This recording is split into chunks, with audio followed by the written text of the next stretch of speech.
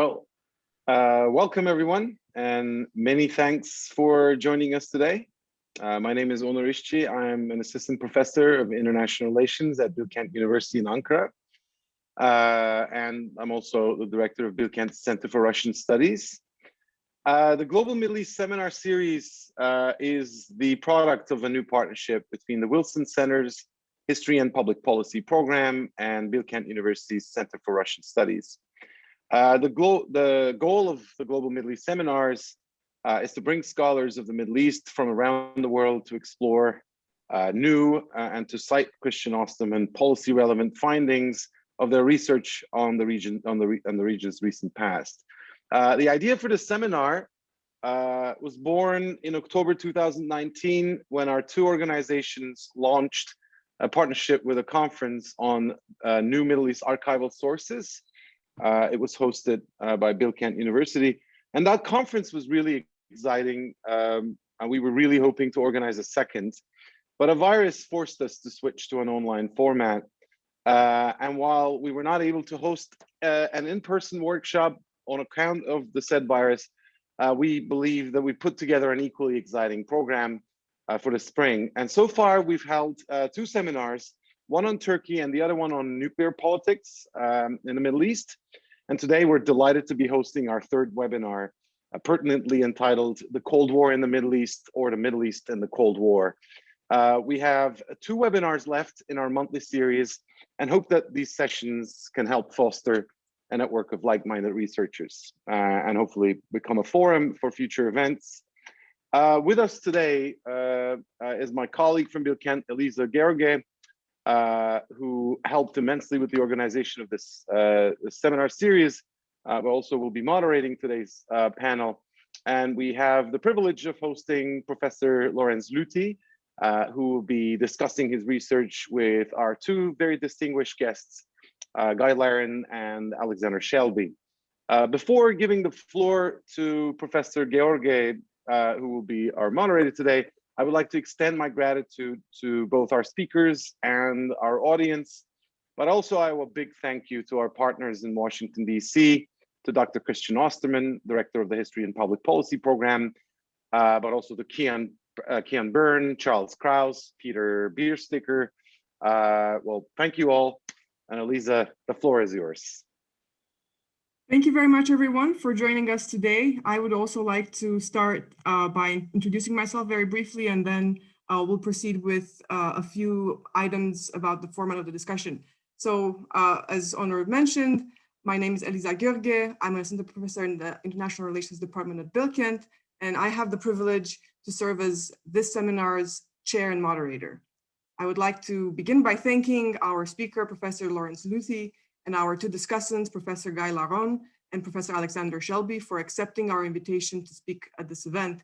I would also like to thank our partners at the Wilson Center for their support, as well as the technical team at the Wilson Center, Jared Thompson, John Tyler, and Tracy Fitzgerald, for making this Zoom seminar possible. I would like to extend my thanks to my colleagues, Onur İşçi and Sam Hurst, for their help, as well as our assistants at Bilkent, Ece Engin and Chari Berzihan. So a few words about the format of the discussion. Today's session will be recorded, live streamed, and will soon be posted on our YouTube channels. For the Q&A portion of the event, if you'd like to ask questions, please do so using the raise hand function in the Zoom app. Once the moderator asks you to speak, you will be prompted to unmute yourself. Please do so by pressing the yes button, and then you will be able to talk. You can start getting into the line for asking questions as soon as you'd like. Please introduce yourselves briefly to the speakers and then ask your questions.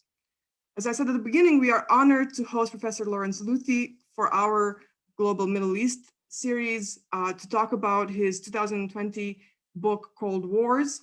Professor Lüthi is associate professor at McGill University, Montreal, and a leading historian of the Cold War. Dr. Lüthi received his PhD from Yale University in 2003. Since joining the history department at McGill University in 2003, he has been a fellow at the Olin Institute at Harvard University, a member of the Institute for Advanced Study in Princeton, a visiting scholar at Eastern China Normal University in Shanghai, a visiting scholar at the Center for Transnational Relations, Foreign and Security Policy at the Otto Suhr Institute of Free University in Berlin, and a visiting fellow at the School of Politics and International Relations at the Australian National University in Canberra. His research focuses on the history of post-1945 international relations, particularly in the socialist world and the emerging decolonized world. His first book, The Sino-Soviet Split, Cold War in the Communist World, published in 2008, won the 2008 Furnace Award and the 2010 Marshall Schulman Book Prize. His publications on the Vietnam War, Asian African internationalism, and non-alignment have broken new ground in Cold War history. His latest book, Cold Wars, Asia, the Middle East, Europe, was published in 2020 by Cambridge University Press and will be the subject of our discussion today, with a particular emphasis on the Middle East part. Professor Lüthi, thank you very much for accepting our invitation. The floor is yours. Well, thank you very much for this very kind introduction, and thank you for having me at Bilkent. I'm grateful to Professor George for inviting me to this event, and also grateful to Professor Shelby and Professor Laren for commenting later, and to all of those who organized and are not visible now, and welcome to everybody else who joined in. Today I will talk about my new book, which is now a year old. It was published really just the day before the lockdown started in Canada. And I will talk about the ideas behind it and its relation to the Middle East. The title is Cold Wars, Asia, the Middle East, and Europe. You might have also realized some oddities in the title, and they are totally intentional. Cold Wars, the plural, and also the sequence, Asia, the Middle East, Europe. If you have picked up on them, you know, that's great, because you actually already understood that I want to make certain new points.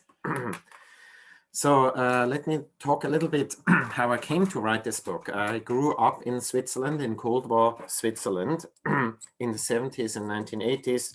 I thought the Cold War was a sort of American competition over Europe. I studied in Switzerland, in the United States, in China, Russia, Germany, and got my PhD eventually in 2003. And I thought I knew what the Cold War was about. Then I started to teach at a Canadian university in 2003, and I taught students from 6 continents. And I increasingly became uncomfortable about this Eurocentric view of the Cold War. For example, the majority of the people who died during the Cold War did not die in Europe. It was a very small fraction. Most of them died in Asia and the Middle East. Just think about Korea, Vietnam, or, you know, the numerous conflicts actually in the Middle East. So around 15 years ago, I was finalizing sort of the book manuscript for the first book. There was the Sino-Soviet Split. I decided to follow my intellectual discomfort, which is also something I advise all my graduate students to do if they feel uncomfortable about something in the historiography, or maybe they have actually a new book here, or at least an article. And I decided systematically to track down the sources of this discomfort. The more I read about American decision-making or Soviet decision-making in the Cold War, and I used the Foreign Relations of the United States volume and the Politburo or the Presidium meetings, you know, they were published in 3 volumes for the Khrushchev period.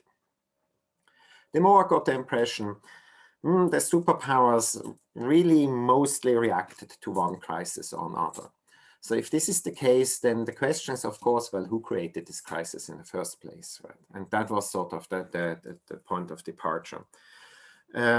This was the reason why I decided to now write a book that includes multiple angles from the non-superpower world, right? i.e. from the middle and the smaller powers. How does the Cold War look like from their perspective? How do they interact with each other? Now imagine the Cold War as a chess game. I'm not the first one to propose this. You know, 2 chess players, you know, on either side of the board, you know, fighting against each other, moving these little chess pieces. Now imagine that these chess pieces are not dead wood, but they're actually alive. They have their own agendas, their own fights with each other. They have their friends and their enemies.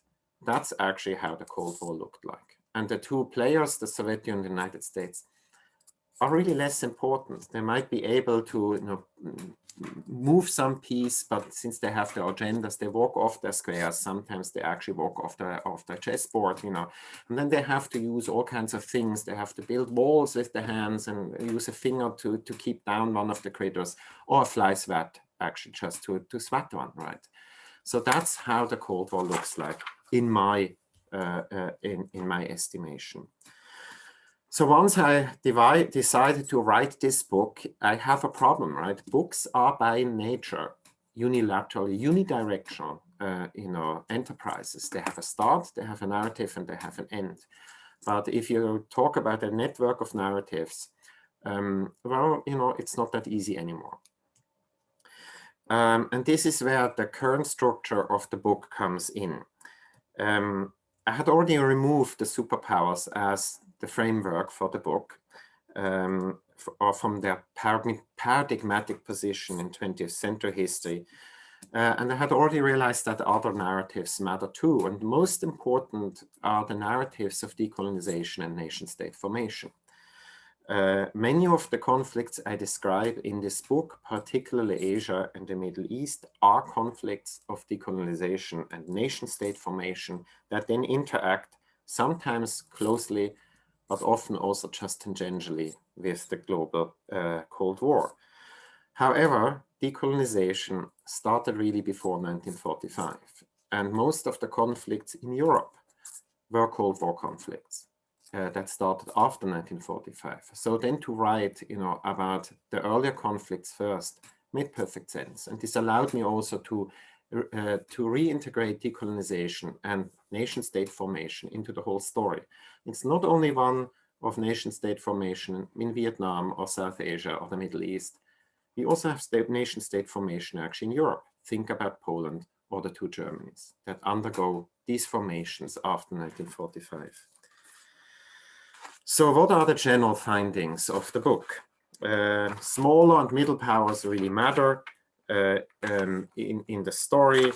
My argument is by the late 1970s, early 1980s, that the regional Cold Wars essentially were over, definitely in Asia and the Middle East. In Europe, the structures for the post-Cold War world were in place. And then, you know, looking back, it's not really surprising that the Cold War supposedly ended so suddenly in 1989, as we all thought at the time. What is really surprising is that it lasted so long, and we have to answer that question. Another finding is that regional developments influence each other outside of the paradigm of the Cold War conflict. And usually that influence moves clockwise around the periphery of the socialist world, from Asia to the Middle East and from the Middle East to Europe. So this is really not a Eurocentric story at all. And finally, the big three, and I will really talk at the beginning about the big three, the United States, the Soviet Union, and the United Kingdom. They formed a class of great powers by themselves in 1945. And then eventually the superpowers, starting by the 1960s, they really tried mostly to influence existing developments. They did not shape them. They tried to co-opt them, influence them, nudge them into one direction or the other one. And usually, generally, of course, the exceptions, the United States had more hands-off policy and just tried to co-opt the Soviets, but they intervened more often. But sort of, you know, less hands-on. The Soviets intervened less often, but when they intervened actually more hands-on and really went in with economic and political intervention. And this also explains maybe why the United States, in comparison, was more successful in the long term than the United States in also actually deciding who lost the Cold War. I refuse to talk about the United States winning the Cold War. I think the Soviets lost the Cold War. That's the story, actually. So now how to come back to the title of this talk. It's a wordplay, it's a chicken or egg question, ultimately, right? Let me first confess, I am not a Middle East specialist. I'm trained to be actually an East Asia specialist. I studied Chinese. And I sort of remade myself as a global historian. And the second confession I have to make, the book doesn't really deal with Turkey. It deals mostly with the Arab core, the Levant, and really less so with Iran, although in chapter 20 it does, and also less so with the Maghreb, and then, you know, the non-Arab, actually, Muslim world. So when I started to read the historiography on the Middle East, there were two aspects that really struck me.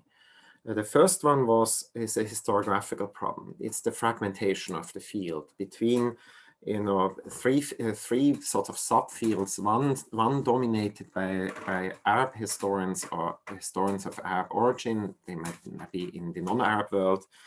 The second one, that there's a group of Israeli scholars who work, and then there are Western American scholars.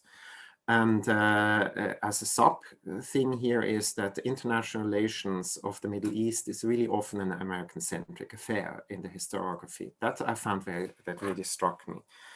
The other one is that really none of the conflicts in the Middle East were caused by the global Cold War, with one exception, of course. That's the Afghanistan war. And that's really the odd man out in this story. So,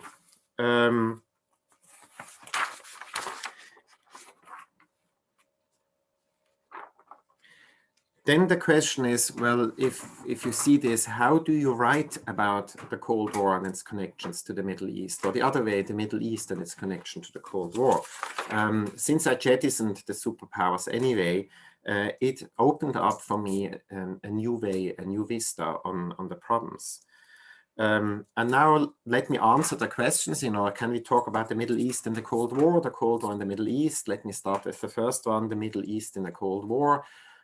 Really, superpower influence in the Middle East was inconsistent and often not really that important. There were, of course, Soviet and American attempts, you know, at the end of, or shortly after the end of World War II, you know, think about Turkey or Iran, Soviet policy, the American alliance building in the Middle East after 1950 and the coup in Iran in 1953, I understand. In general, between 1945 to 1955, the Middle East, you know, the larger Middle East tended to be actually pro-West. Nevertheless, you know, despite this fact is that both superpowers supported Israel in 1948 and both of them supported Egypt in 1956. We always forget that, right? They ended up on the same side. The Cold War conflict slowly entered the Middle East by 1955, first with the UK-led Baghdad Pact, later CENTOR, and then with the response, the Egyptian response, by actually signing this arms deal with Czechoslovakia and the Soviet Union in September 1955. Both of these events in 1955 were important, you know, starting points for the Suez Crisis. I mean, they're really crucial to see them in the connections of the events that lead to the 56 crisis.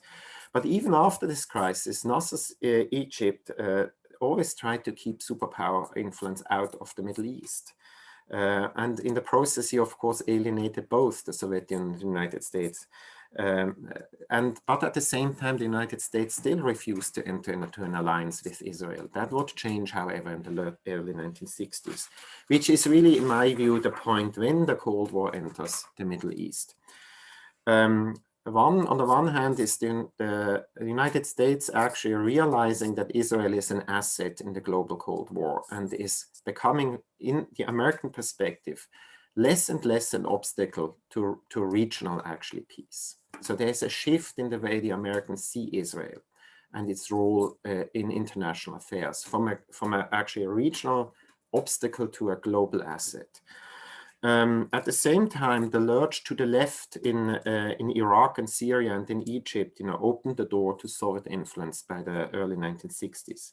And this is why in 1967, really the Cold War really nicely, you know, parallels, you know, the front line, right? The superpowers and the allies more or less line up behind the other, the one or the other side, with the exception, of course, of the enfant terrible of both sides. That's Romania and France, right? But, you know, not for long. Sadat in the early 1970s tries to expel the Cold War relatively quickly from the Middle East, and then use the October War to force the United States to engage at the expense of the Soviet Union. However, the United States didn't really engage as much as Sadat wished, and this was the reason why Egypt tried to find a unilateral solution to its conflict with Israel. So as the Cold War was winding down by the late 1970s, it just came back one more time, and that's the Afghanistan war. This is really the only Cold War conflict in the Middle East, in my view.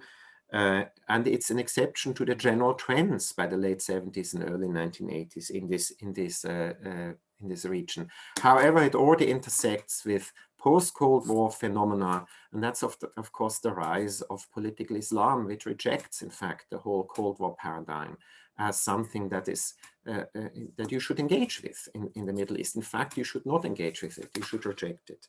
And that leads me, with an eye on the clock, that leads me now to my last point. You know, the chicken or the egg. You know, how do we place the Cold War in the Middle East?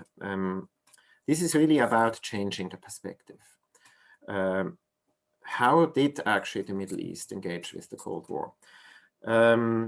As I said, it's really important to again realize that many Middle Eastern countries, particularly the Arab world, were actually quite anti-Soviet after 1945. They already tried to form anti-Soviet associations before World War II, and then immediately afterwards. We forget that. You had an anti-Soviet alliance, you know, between Syria, the emergence between Syria, Jordan, and Turkey that happened sort of in 1948. It's almost forgotten. We also forget that you know, in 1950, Egypt, as a Security Council member, tried to be neutral in the Cold War, you know, with regard to the Korean War, and block UN transports through the Suez. And it was only the Americans who more or less bought off Egypt by pushing Arab League association in the United Nations in the fall of 1950. This is how the Americans actually could draw Egypt back to the Western side. At the same time, neutralist positions were widespread in the Middle East. The Middle Eastern countries were engaged in Afro-Asianism, which also had a non-aligned link, plus then, of course, in the emergence of the non-aligned movement by 1961, and Egypt was one of the founding members. Saudi Arabia was in both. Saudi Arabia is an anti-imperialist in many respects. We should keep that in mind. But it's really, the Cold War splits the Arab world. And it's one of the sources also for what I call the Arab Cold War after 1956, the split between Egypt and, first between Egypt, Saudi Arabia, and Syria, and Iraq, that joins actually American-led alliance building. But then there's also the split between Egypt and Saudi Arabia, because Saudi Arabia sees Egypt as a Soviet stooge. It wasn't. However, this Cold War, in my view, ends in 1964, largely because Nasser realizes he has alienated everybody and he has to make amends. And ultimately, you know, making amends doesn't really help him in 1967 because the splits are still too deep, but it helps him in 1973. He can gather the Arab world, the Arab League, behind the Egyptian effort to actually, you know, force the United States to engage in mediation in the Arab-Israeli conflict. And Saudi Arabia is absolutely crucial, the role here, because Saudi Arabia opened the door for Sadat to do this. So again here, thinking about, you know, how the Middle East engages with the Cold War also requires us to actually throw away some of our conventional wisdom. The Soviet Union, of course, the policy was to keep a foot in the Middle East and follow a very, I think, unconstructive policy, given that the Soviet Union cut relations with Israel in 1967 and was a one-sided intervener. And it engages essentially with you know, those movements and countries that become obstacles, right? Syria and Iraq, Libya, to a certain degree also the PLO. This leads really in 1979 to sort of a resumption of the Cold War in the Arab world. As now Egypt makes peace with Israel, it's immediately expelled from the Arab League. But the Arab League cannot really, live without, Egypt. And in the context of Iraq's war against Iran, the reconciliation happens again. So here again, it's the rise of Islamist movements, of an Islamist movement in power that actually forces Arab states, to come together again and to bury actually their inner conflicts. So in short, the Middle East was much less connected to the global Cold War, in my view, than it was in Europe. The global Cold War was closely connected to European conflicts. Sort of Asia is somewhere in between. However, the global Cold War did influence events here and there. But ultimately, it's Sadat's decision to expel the Cold War from the Middle East and the rise of political Islam that really brings the post-Cold War world into the region, at a much earlier period than in Asia and in Europe. All right, thank you very much for your attention, and I'm looking forward to comments and questions. Thank you very much, Professor Lüthi, for a very enlightening presentation. I will now introduce our discussants and then give them the floor. I will start with Professor Guy Laron, who is a senior lecturer in the International Relations Department at the Hebrew University of Jerusalem. Previously, he was a visiting scholar at the University of Maryland, Tel Aviv University, Northwestern University, and the University of Oxford. His research focuses on the Cold War in the Middle East and the Arab-Israeli conflict. He's the author of 2 books, first, Origins of the Suez Crisis, Post-War Development, Diplomacy and the Struggle over Third World Industrialization from 1945 to 1956, published by the Woodrow Wilson Center Press and Johns Hopkins University Press in 2013, and The 6-Day War, The Breaking of the Middle East, published by Yale University Press in 2017. His articles have appeared in scholarly journals such as the Journal of Cold War Studies, Middle East Journal, and the Third World Quarterly. His op-eds have appeared in The Guardian, Informed Comment, the History News Service, and History News Network. Our second discussant for today is Professor Alexander Shelby, who is a part-time professor at the American Military University and a full-time professor at Indian River College. He attended the University of New Orleans for his MA in American History and attended Florida State University for his PhD in American Foreign Relations in the Middle East and Islamic World.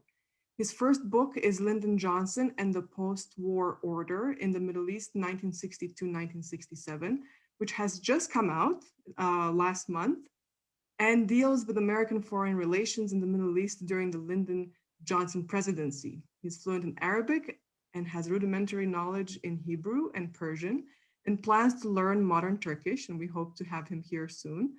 His second book will deal with Dwight Eisenhower's approach to containment in the Middle East during the Cold War.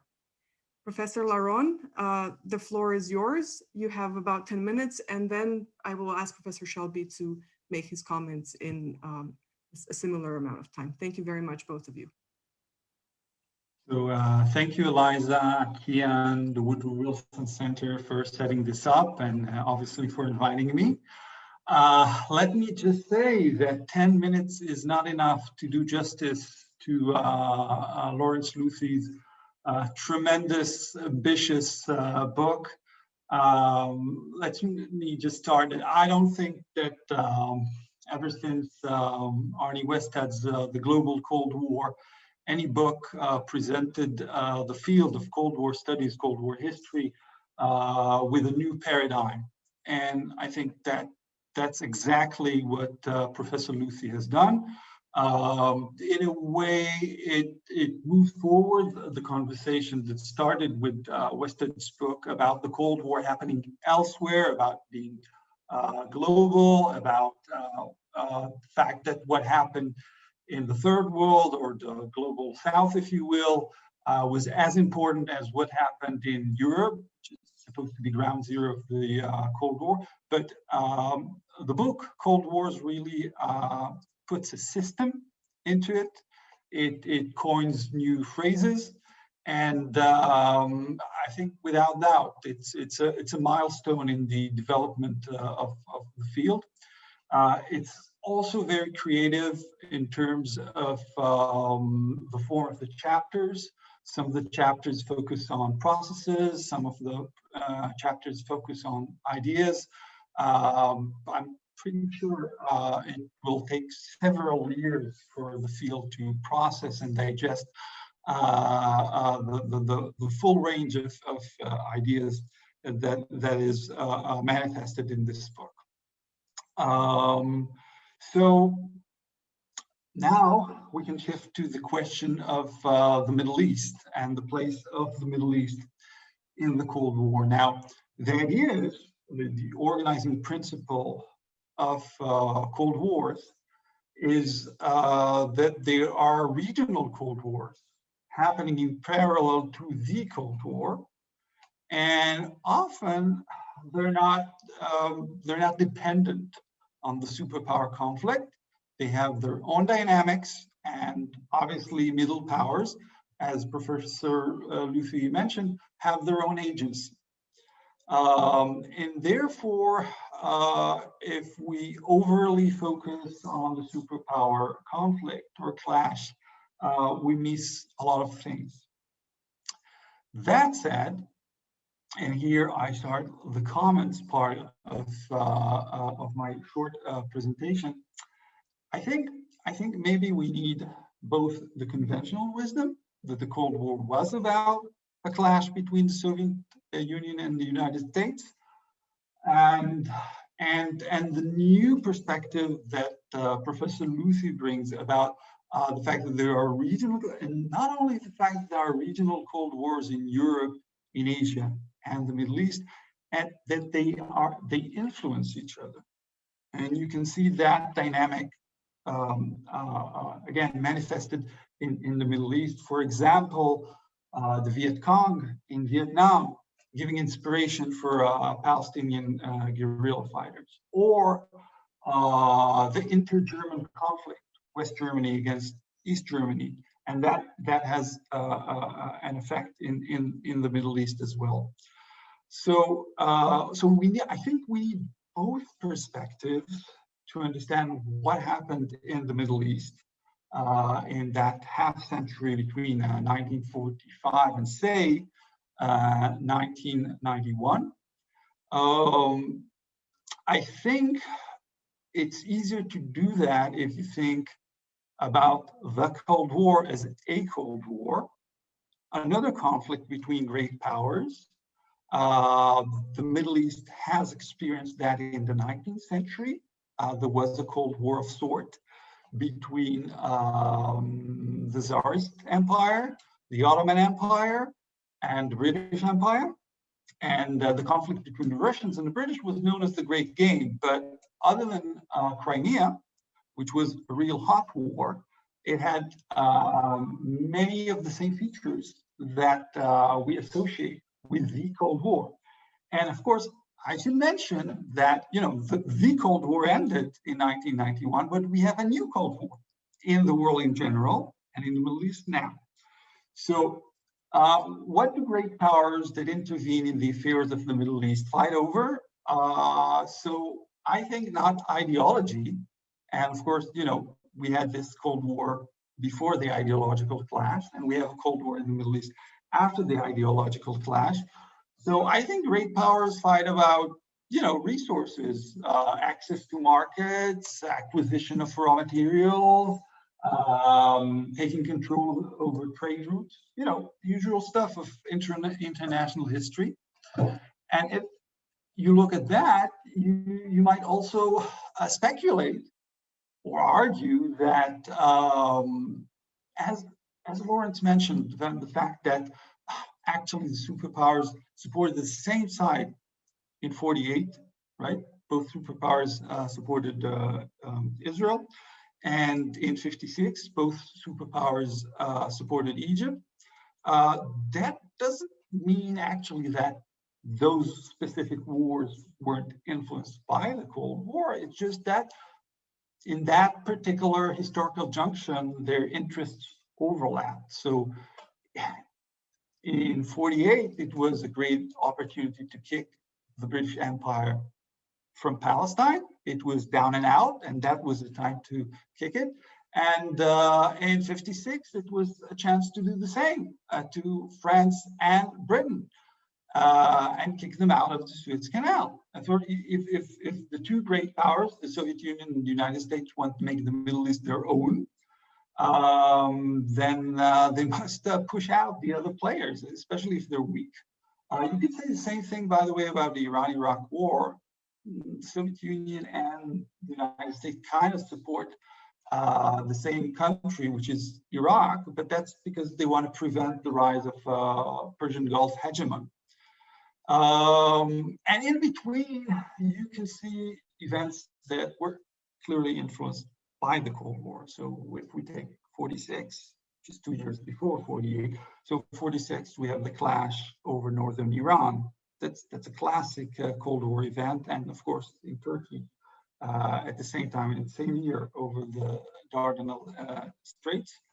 58, no war, but a classic clash between allies of the Soviet Union and allies of the United States.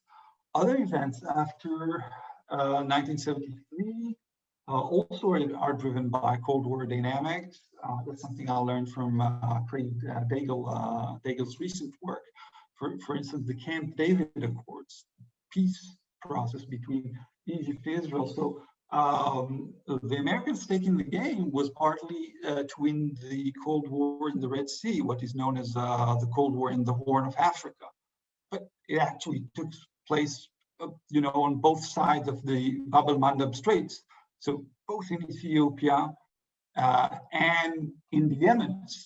So the United States is interested in getting from Egypt the same thing the Soviet Union got from Egypt when it was allied with Egypt, naval bases.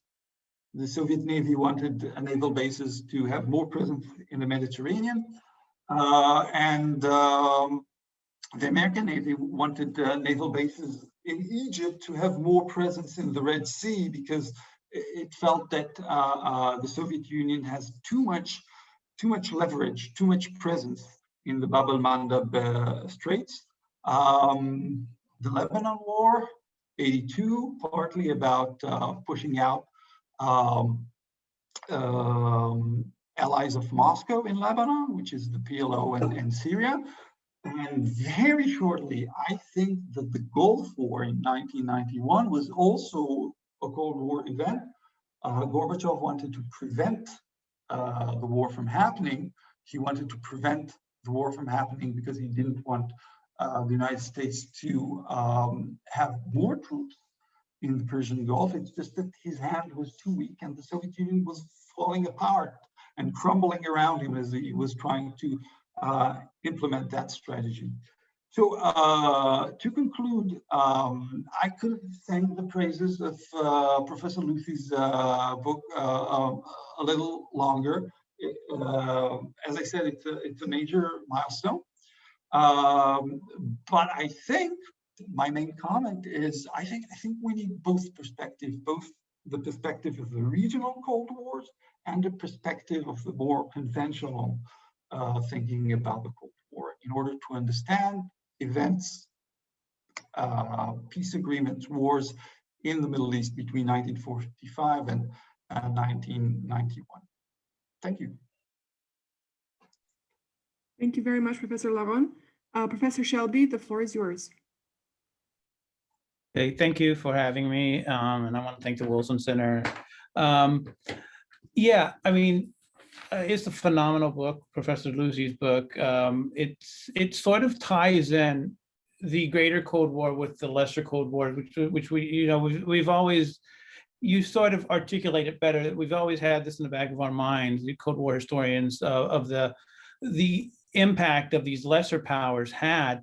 And your book sort of makes it more clear, and I found that out just by reading it over the weekend. It's just great. Some of the things that stuck out for me are, the impact that Israel and the Arab states had on drawing in the great powers into this regional conflict that, as you point out in the book, that pre-existed, had existed way before the Cold War began, and suddenly the superpowers find themselves drawn into this conflict. One of the main things that you point out, and one of the most important is that the Suez crisis was the crisis that sort of brought in the greater Cold War, if you will, into the region. Also, the impact of Korea on the rest of the Middle East. I've always had an idea of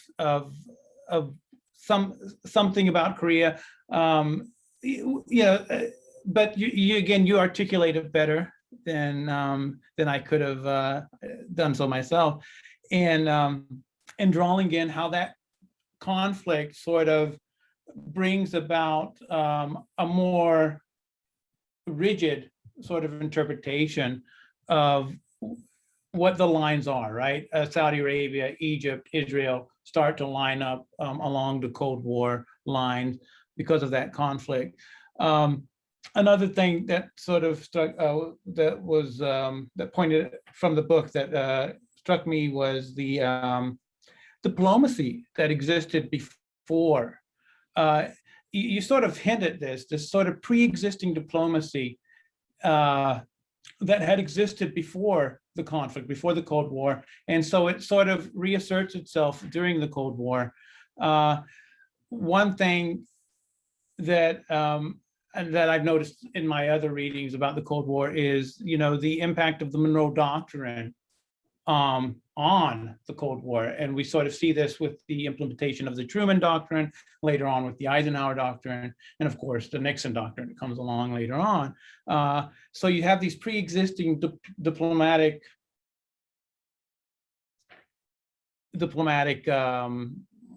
what is the word I'm looking for?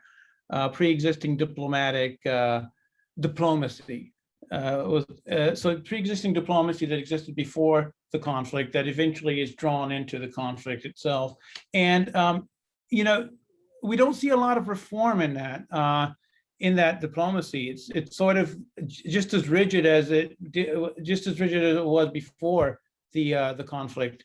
The impact of Egypt on this conflict in the way that Nasser and later on Israel had an impact on this conflict, the greater Cold War, was also something that sort of struck me as important in this book. One of the things that you mentioned was, and I wrote it down here, is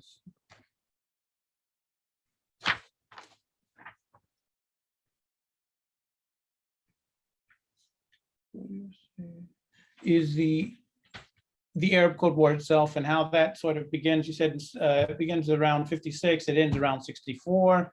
That conflict later is taken to Yemen, and you do tie the Yemeni conflict, the Yemeni civil war into that. One also, last thing before I finish up, is the impact of China's diplomacy and how both Arab states and also the Israeli state, the Jewish state, sort of were really close to China, which really struck me as important to the narrative. That a lot of historians, or they sort of look over this fact that Israel was left-leaning in its early stages, and the United States, and I think Truman and later on Eisenhower, sort of more of Eisenhower than Truman, but they were both standoffish when it came to Israel. They didn't know what to expect from the Israelis, which eventually which continues to be part of the diplomacy of the time period, and it continues to be like that up until John F. Kennedy comes in office, right? And John F. Kennedy sort of changes the narrative once again, and then by the time John F. Kennedy's out and he's assassinated, LBJ sort of just turns it upside down on its head. The final thing that I wanted to talk about that you mentioned is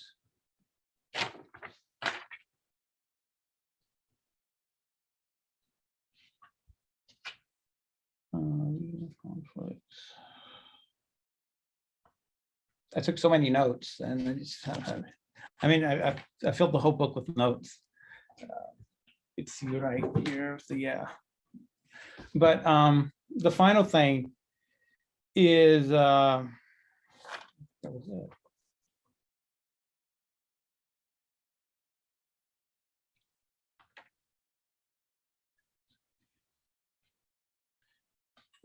And I guess this is a form of a question later on that you could probably answer is,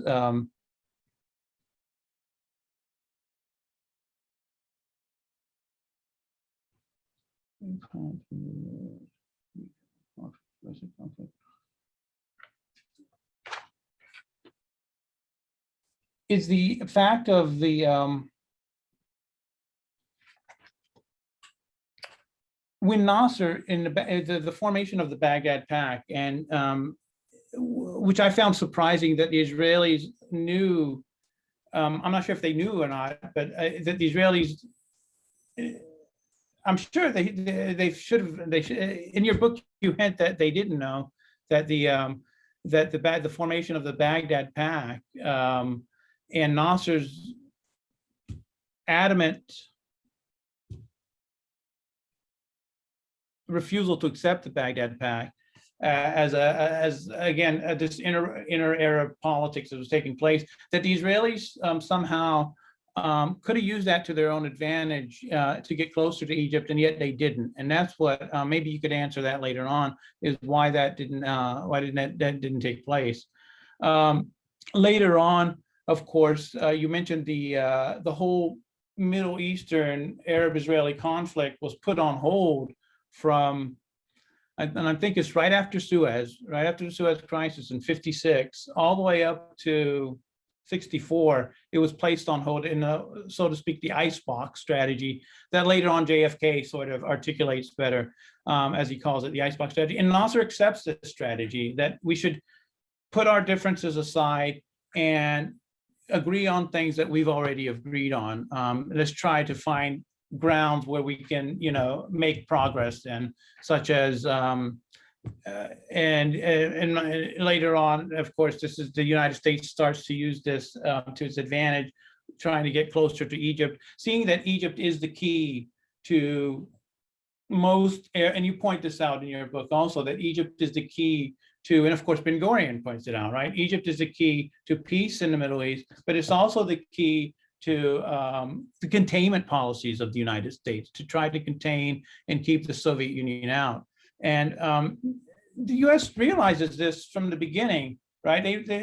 Eisenhower realizes this is one of the reasons that Eisenhower stands at Suez, that he decides to stand against his World War II allies and NATO allies, and stands with the Soviet Union in forcing the Israelis and the Egypt and the British and the French out of Egypt.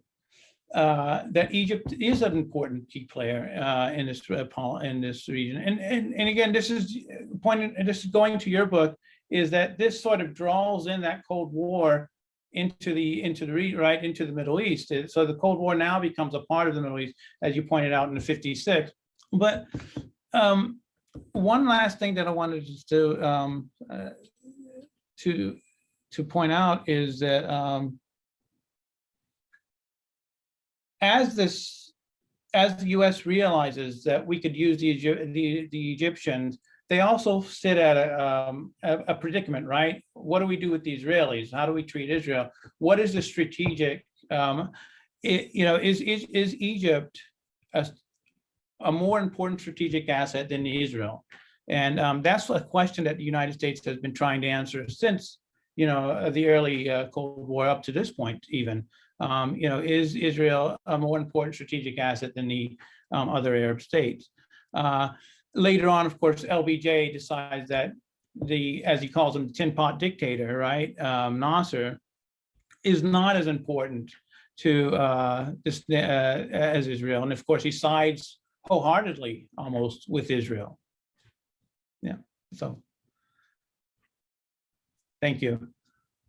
Thank you very much, Professor Shelby. I wanted to ask Professor Lüthi if he wants to respond to any of the comments or the questions he was asked.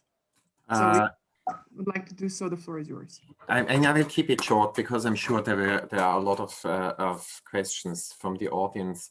I mean, it's always interesting to hear what other people see in the book, because you of course see something that you think this is what other people see, and then you see actually how other people react and they see other things. They might not be, you know, different or contradictory to the main argument, but the kind of connections they make. And I find this quite fascinating to hear now to both of the commenters, because I see now suddenly other things in the book too. Maybe to Professor Lorenz in your comments, that we need both, you know, sort of the conventional wisdom and the kind of approaches I have. Of course, the book is a provocation. There are many provocations in the book, also, you know, in the Asia chapters and in the Europe chapters. And those who are specialists in all of these fields or in one of the fields, you know, will read these provocations. And we have a discussion now, which is great. You know, the whole book is about, you know, just shaking up the field. I was so frustrated by the superpower focus and the Eurocentric focus that I said, now you just poke the eye, right? Or you poke several eyes. And, you know, of course, you know, ultimately you want to have something in between probably. So the provocation has worked, and I'm glad. The regional conflicts, as Professor Laron has pointed out, they already exist in the 19th century and to a certain degree now, right? I mean, and the great power fighting over the Middle East, whether it was in the 19th century, you know, UK and Tsarist Russia, and now maybe the United States and China, right? But I wasn't never really that interested in this great power, in the great games. I was interested in regional agency. And you could make the same argument. You have a conflict between Arab and increasingly Ottoman Turkish actually identity that leads into many of the conflicts of the 19th century, of the 20th century. This is this redefinition of Arabs, what's their position in international politics, as they have been defined out of the Ottoman Empire by the rise of Turkish identity, right? So this is the regional conflict. And then on top of that, of course, the Zionist project. The role of ideology, you know, versus the role of actually economic interests. I mean, Professor Laron and I had long discussions over the years, right? Of course, it's there. I also found that the oil argument for the Middle East is, you know, sort of an easy argument to make by those who criticize American policy. I sort of tried to move away from it, but of course it's there. I mean, it's there with the oil boycotts, you know, with oil diplomacy. I try to bring them in, but they're cut into both ways, right? We have to also to keep that in mind. You know, Professor Law has this long list about, you know, about how great powers were already involved in many of these conflicts, including actually in the Arab-Iraq War, and maybe, you know, even in the most current actually conflicts where the United States was involved in 2003. That's clear to me. I see this. That isn't really in the book because the book is primarily a book about you know, structural change. I'm interested in structural change over time and how smaller powers affect structural change and bring about the end of the Cold War in the first place. So this is sort of the emphasis of the book goes into this direction. I have a chapter, of course, on the post-Cold War period, but this was less the focus. And again, I wasn't really that interested in how big powers fight over regions. I'm interested in how actually regions fight with themselves, right? So that was the focus of the book. To Professor Shelby, yes, I mean, there is this issue of the pull and the push, right? You know, how Egypt pulls in the Cold War, but how also, you know, the impact of Korea, you know, convinces the United States to push its influence in the Middle East, right? In order to push, but in order to contain what the perception is of a Soviet push, you know, of influence. But ultimately, I think it's really Egypt that pulls more, but for very self-interested reasons. And it also tries actually to always contain basically great power influence. And then my argument is, of course, in the Syria crisis, and it's about actually making sure that the Soviets don't get a hold, and also not the Saudis get a hold in Syria, which then leads to the United Arab Republic, creating yet another headache actually for Nasser, right? So there is the Cold War and the global Cold War and the regional Cold War spurs actually Egypt to contain both. creating yet another problem, which then of course creates in a long-term competitor actually for Arab leadership in the form of 1960s Syria, right? Which then is a step to a certain it triggers actually the developments leading to 67. Yes, the last question was, ultimately, the Baghdad Pact should have pushed Israel and Egypt together. They both rejected for different reasons. Egypt because it splits the Arab world. Israel because it wants to break what looks like an Iraqi-Turkish front, to support the Palestinian issues. That's the reason why Israel reacts. This fear that now this alliance might actually use the Palestinian issue against Israel. Why did they not actually reconcile? Because Nasser was so interested in reconciliation at that time. And Ben-Gurion understands that the key to resolve all these issues is in fact Nasser's Egypt, right? He is on record saying that. Why not? I think there's to a certain degree accidents, it just didn't fit, in terms of timing. And the other thing is Ben-Gurion, misperceived, in fact, the Baghdad Pact. He misperceived also Egyptian actually policy, and ultimately he was committed to a policy of strength, of military strength, to keep Arab states in check. And he is the man who returns to the government in February 1955, and to a certain degree also then, in order to establish himself in this government, triggers and provokes the fighting at the Gaza Strip, which repels Egypt, right, and makes it impossible for Egypt to reconcile with Israel. So it is really, there are now conflicts of goals that on the Israeli side with Ben-Gurion that sort of clash and prevent this reconciliation to a certain degree, timing and goal conflicts. So you're right, Ben-Gurion is, remember Zionism is left-wing under Ben-Gurion. Ben-Gurion tries to break out. He tries to have, at the beginning, a policy of equidistance to the great powers. And he reaches out to fellow actually leftist countries. One of them is Burma, right? I mean, Israeli relations to Burma in the early 50s are completely understudied. And the other one is also our approach with China, and China is receptive in 54, but then switches sides and supports the Palestinians because it wants to get international recognition and UN membership. And it's better to get it from 7 Arab states by supporting the Palestinians than from just one actually in the Middle East, and it's Israel. So there are also goal conflicts there too. Okay, I don't want to take too much time away. I'm sure there are questions. I hope I can answer all of them. Thank you very much, Professor Lüthi. We are right on time, actually. We have a bit more than half an hour for Q&A.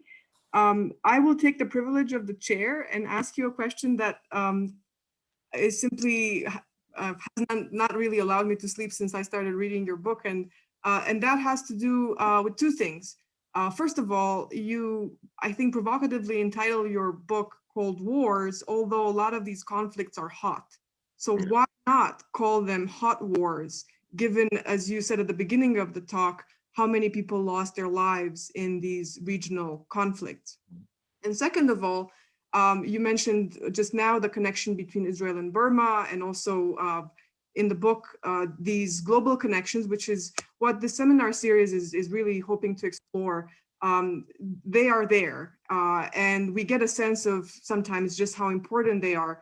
But in the grand scheme of things, are these actors on different continents, and I'm not talking about the US and the Soviet Union, I'm talking about countries in Asia, countries maybe in Latin America, but do they really make a big influence? Do they really change the course of events? Did you feel at any point that, well, if China had not been involved in this particular conflict, that things would have gone a different way?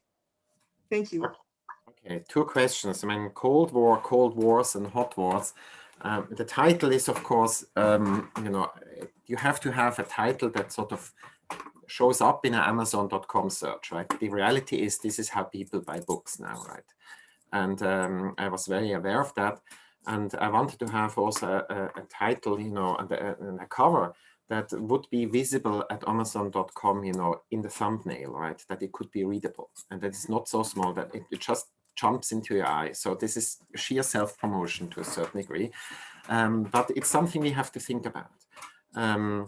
And I didn't want to have also a long subtitle, you know, how the New World Order came into being and all of that, because it dates the book, and I wanted just to be very parsimonious, so that anybody who would see this book could think, oh, this book is about this or that, and they would buy this book and read it, right? So self-promotion.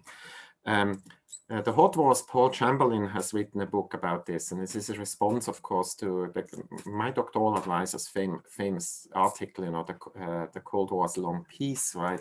This is, wait a minute, the Cold War was a long peace in Europe and was really bloody, and I mean, in all the other places in the world. And he does this in gruesome detail, right, in gory detail. And it's sort of, I thought, you know, he has done this, and you know, I don't have to repeat this. The global connections in the grand scheme of things, are there impacts, right? Yes, of course there are. You know, China is crucial in elevating the PLO, actually. First the PLO and then Fatah to importance in the Middle East. I think without China, this would have not happened. And then it bails out, of course. And, you know, where could I feel it? I could feel it, you know, when I read that Soviet documents or what the Soviets say in the late 70s and early 80s. So the book is, of course, not necessarily only a book about regional Cold Wars. I start with sort of framing the story, how does the international system emerge, you know, that's to a certain degree shaped by the great powers, right? And then how on this, in this framework, these local conflicts actually work to restructure the framework, and how then the framework collapses in the 1980s. And, you know, starting in the late 60s and very clearly in the 70s and absolutely clearly in the late 70s and early 80s, the Soviets actually understand that all these local conflicts have led to developments where they are in fact on the losing side. They bet essentially always on the wrong horse. And the horses are the regional horses. They have been bred and raised and trained to run in these regional Cold Wars. And I mean, it's quite stunning to read that, how the Soviets realized by the late 70s that they're losing the Cold War, the global Cold War. They still delude themselves, and Afghanistan is one of these cases where they delude themselves that they can switch the side, and then maybe, you know, as Marxism and Leninism forecasts, you know, the imperialist capitalist world is actually in decline, right? But these are sort of delusions, right, that help them maybe to delay actually the day of reckoning. But Kosygin knows in the late 60s that economically they have a problem. Kosygin understands by 70, 78, and he's one of the smartest guys on the Soviet side. He understands that the Soviet Union is on the losing side in this conflict, right? And he said, we have to do something. And then he becomes really frantic about this. And so I think the local developments really structurally have an impact on the global Cold War, and convinced the Soviet leadership that, you know, some of them at least, that the game is up, in fact. I hope this answers the question. Absolutely, thank you very much. And now, please feel free to raise your hands in the audience. We have at this point 2 people who have raised their hand. The first person is Mohammed Goliev.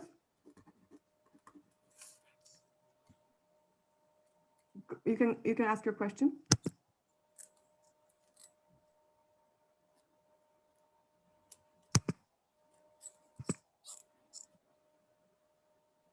Mohammed, are you there? Oh, can you hear me now?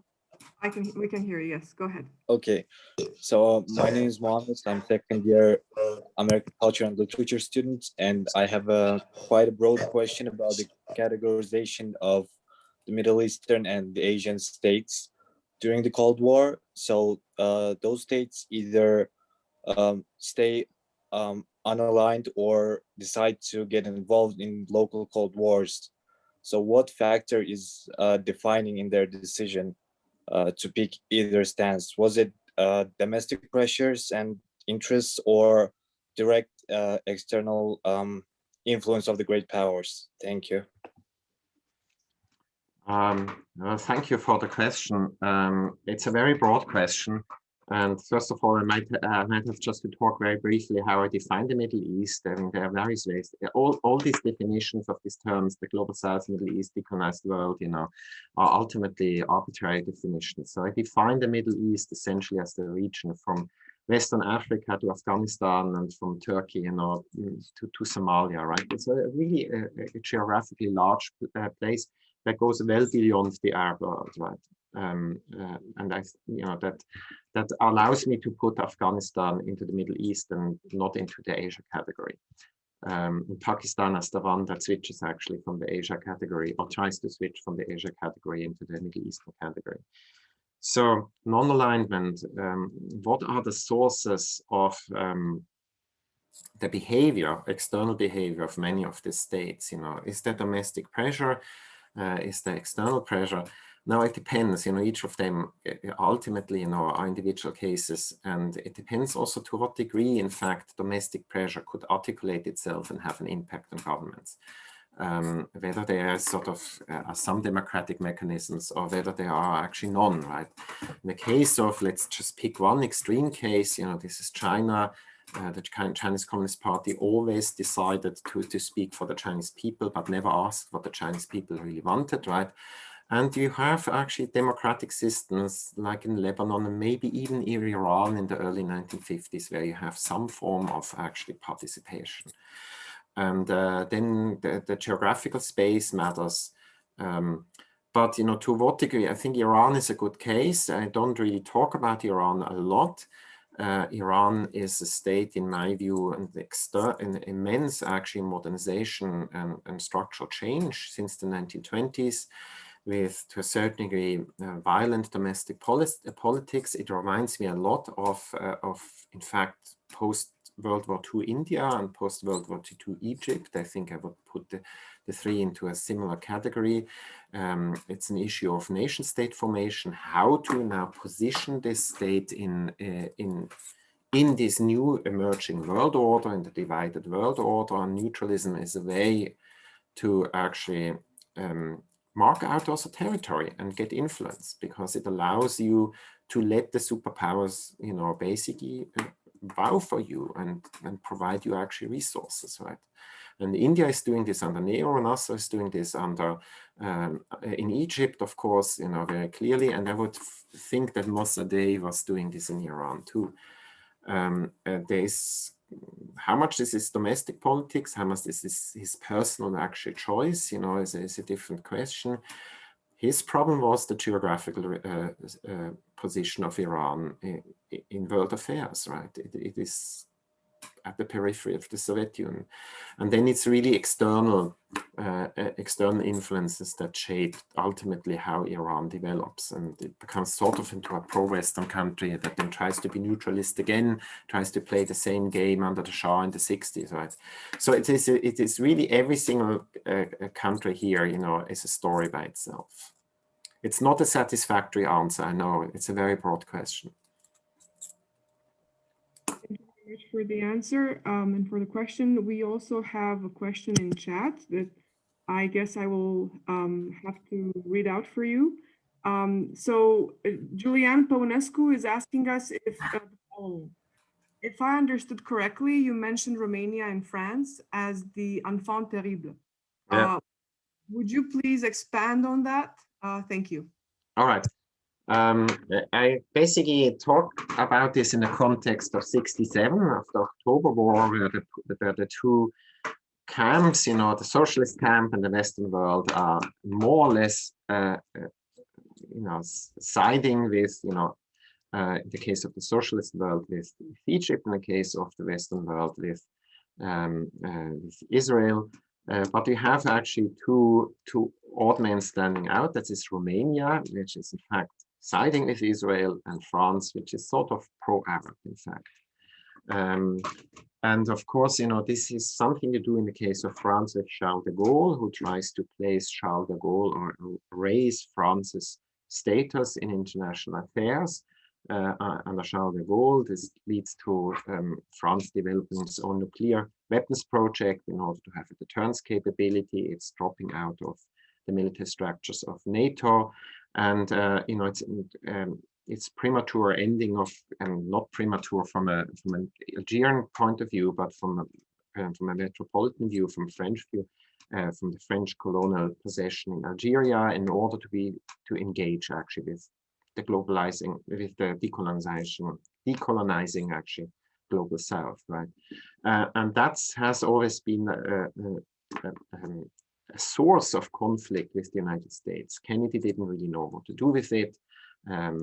Johnson didn't know what to do with it. There was this famous fallout at Kennedy's funeral between de Gaulle and Johnson.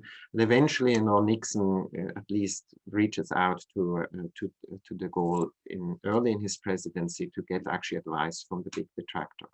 This has something to do with France, and that France, really tries to inject itself into the Middle East. The case of Romania, it's a similar story. Romania, first under since 1963, and then definitely since 1965 under Ceausescu, tries to copy what Tito's Yugoslavia is doing, tries to position itself in between the blocks, and really, now tries to poke into the eye of the Soviets in '67 and accusing the Soviets for essentially, helping to bring about the June War. Interestingly, Tito signs with the socialist world. Even Tito participates in 2 Warsaw Pact actually meetings and coordinates, and tries to bring the non-aligned movement into the tries to bring the socialist camp to the non-aligned movement, but Ceausescu goes the other way. He actually convinces himself that he can help bring about peace in the Middle East, and this would bring actually the Peace Nobel Prize to him, right? But he's ultimately a megalomaniac. But this is sort of, Ceausescu and de Gaulle, I think the 2 sides of a coin of 1960s and maybe early 1970s politics.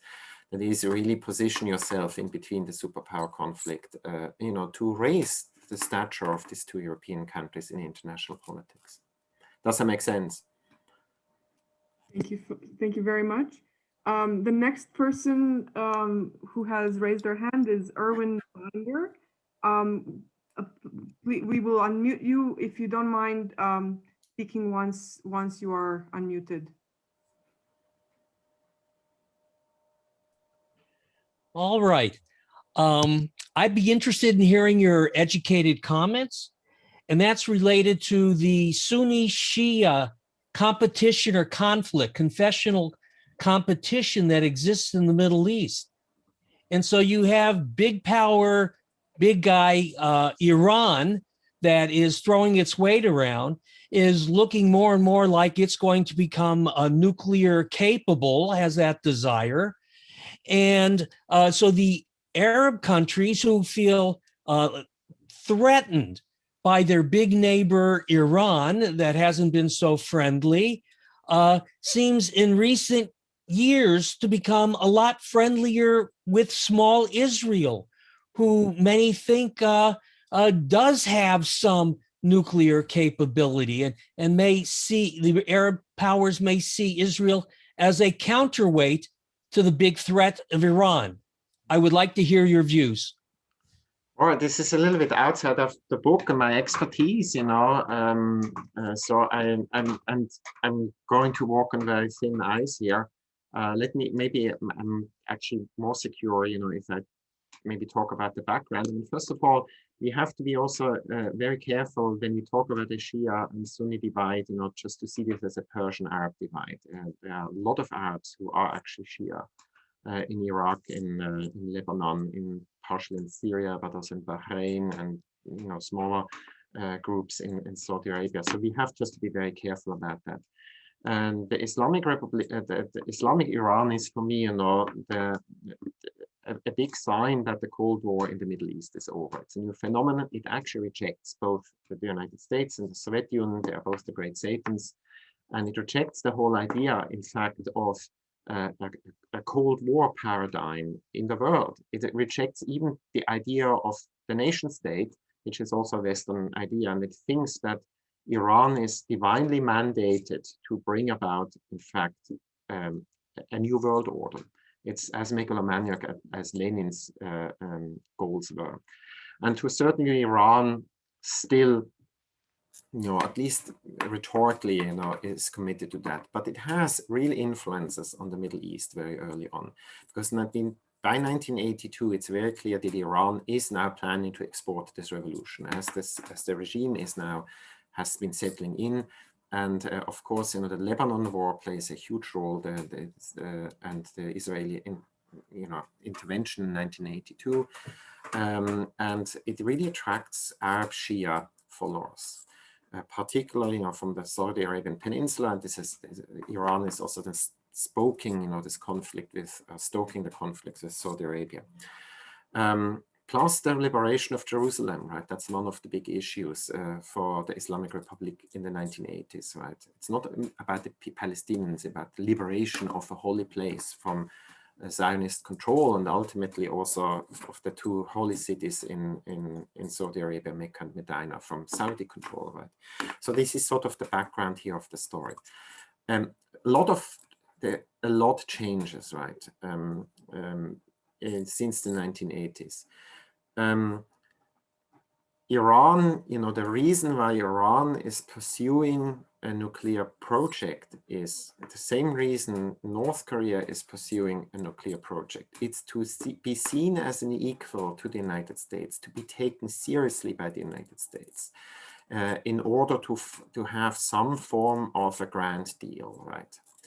To also have a reassurance from the United States that you accept the existence of a North Korea or an Islamic Iran, which is sort of what both learned from China. When China goes to nuclear in the 1960s, it actually gets ultimately recognition. So that's the deal, we had with the European Union under Obama was a way for Iran, to get that recognition without going nuclear. What is the role of Israel? I'm not a specialist in this, but for Israel, it's important to break actually the front, the hostile front, the hostile ring around Israel. This is one of the goals since the late 1950s. This was one of the goals why Israel is engaging actually with the second ring behind why Israel was so interested in engaging with Sub-Saharan Africa, and that was the big disappointment in 1973 that Saudi Arabia and Egypt can pull them away, right? And so to a certain degree, this is engaging with Iran to a certain degree. Israel is also a nuclear power, right? Engaging is a way also to secure the existence of Israel. You engage with the other nuclear power, also at the cost of immediate Arab neighbors, right? And maybe to have some form of a deal too. So nuclear weapons are here a vehicle to get recognition in the international system. And of course it scares Arab states, neighboring states, because it means hegemony, right? Iranian hegemony, which is also a long story, right? Going back to the pre-Cold War period. So there are larger developments that now intersect with more recent ones and have produced really strange alliances and alignments. Thank you very much. We have a couple of hands up and also a comment in chat, and about 12 minutes left. So try to be short. I think we're fine. So the next person on my list is Jihad Kubat. We will unmute you if you don't mind speaking once you are unmuted. Okay, can you hear me? Yes. Okay, Jihad Kubat, I'm a PhD student at the Department of History, Bilkent University. I'd like to ask Professor Lüthi what he thinks about the Korean War's effects on the Middle East and in particular Turkey. Thank you. One thing, and I write about this extensively in, I think, chapter 1, from high imperialism to a divided world. I mean, the Korean War is absolutely crucial. This is also one of the reasons why I wrote this book. I want to break down previous periodizations. Cold War starts in 45 or 47 and ends sort of November 9th, 1981. I think the Korean War is absolutely crucial in the globalization of the Cold War. The Cold War before was one in Europe and one in East Asia, mostly. It didn't really touch the rest of the world. You know, we have a little bit Turkey and Iran in 1945, but they disappeared once the Americans, you know, sent very clear signals to Moscow. But the Korean War, which is a local conflict, right? It's an absolutely local conflict. It's perceived by the Americans as sort of an attempt by Stalin to see where are the Western defenses. And the result is, you know, this idea that the West has to build up this ring of alliances around the socialist world, essentially from Norway, counterclockwise, you know, to Hokkaido, ultimately, right? And it's an overreaction, and it brings the Cold War to the Middle East. It's idea, you know, that we have to have this dam, you know, from Turkey via Iraq to Iran to Pakistan, potentially, you know, also India to contain the Soviet Union. The Soviets didn't really have an interest in there. We know this, and Nasser immediately called out the Americans and the British. This is new imperialism, right? So the Korean War brings the Cold War to a certain degree to the Middle East, and it's precisely in the form of the Baghdad Pact that it invites actually the Soviet Union to offer arms to Egypt through the Czech-Soviet deal. So the Korean War, this really small peripheral local conflict, this was about reunification of Korea, not much more, you know, becomes, you know, this global conflict in the eyes of the Americans, right? It's to a certain degree also an American misreading, actually, of local conflicts that are only read in global terms. Thank you very much. And the next person on my list is Aslan. Once you are given permission to speak, please unmute yourself and then ask your question.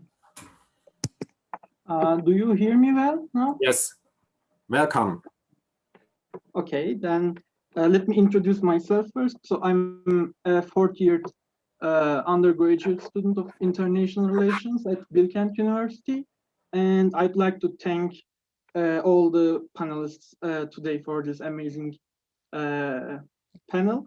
My question is on proxy wars. I mean, in the Middle East, we had some proxy wars, but they were the wars of Arab states themselves. For example, in Yemen, we had groups supported by or inspired by Nasser and inspired or supported by Saudi Arabia and so on. But why didn't we have a proxy war of United States and Soviets in the Middle East? I mean, I see some causes of this absence of proxy wars between the two. Like, I mean, for example, Nasser had his popularity due to being non-aligned, for example. But when I compare Middle East with Sub-Saharan Africa or with Asia, where there have been lots of proxy wars between US and Soviets, I fail to find the element that made the Middle East unique on avoiding proxy wars between the superpowers. And what is the element that I am failing to locate? Maybe, you know, my advice is, you know, maybe step away from the idea of the proxy war. I never could really wrap my head around what a proxy war is. And I don't use actually that term at all.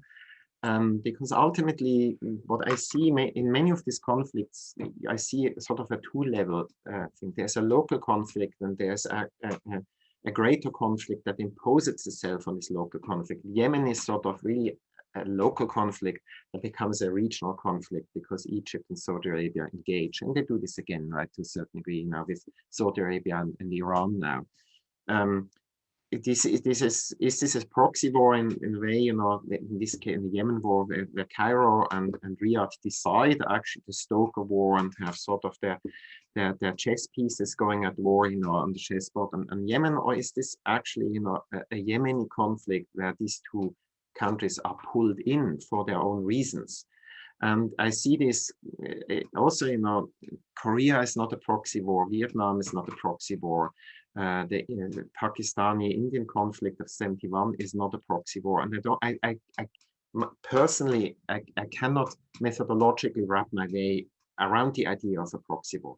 These are all local conflicts that have deep local roots, and that because there is a global Cold War there, you know, other actors are drawn in. They are pulled in or they push in.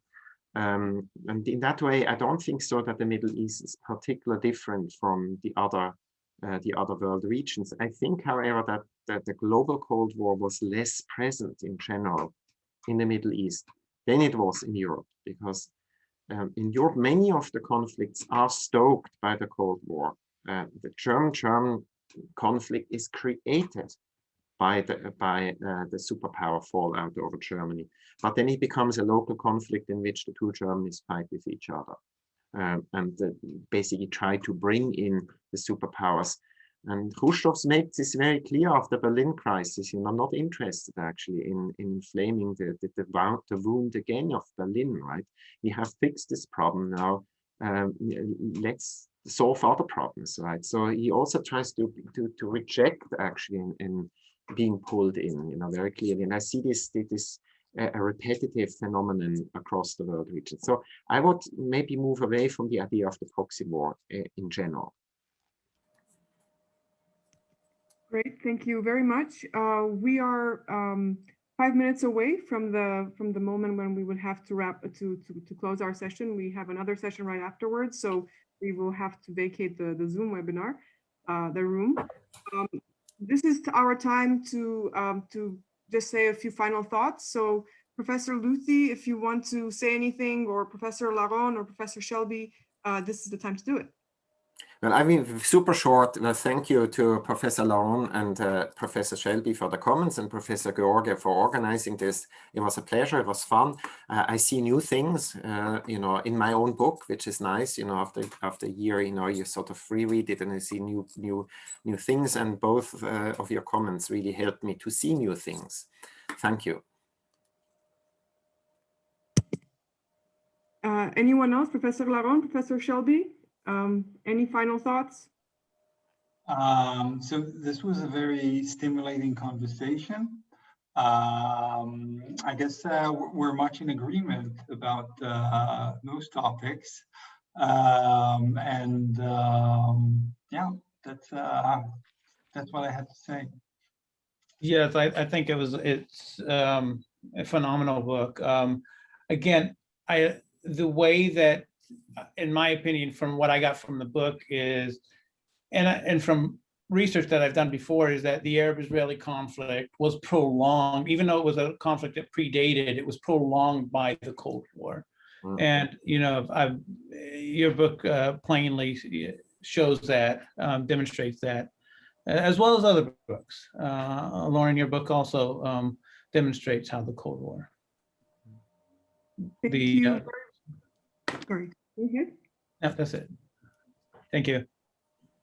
Thank you very much. And one of our audience members wanted us to have some visual material. Well, it's right here.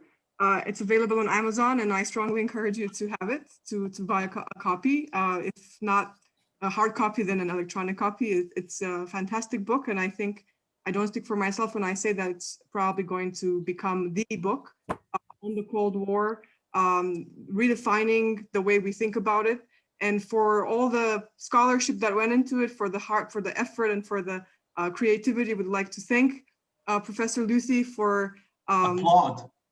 Yeah. Sorry? I'm saying applaud this achievement. Absolutely. Thank you very much. And I hope that I have inspired one of your students to actually write a book that will replace this book as a paradigm-setting book.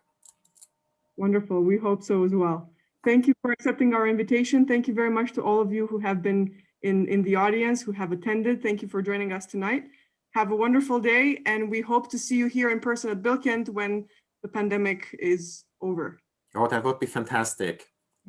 Stay safe and healthy. Very yes, nice. You too. Thank you all. Bye. Thank you.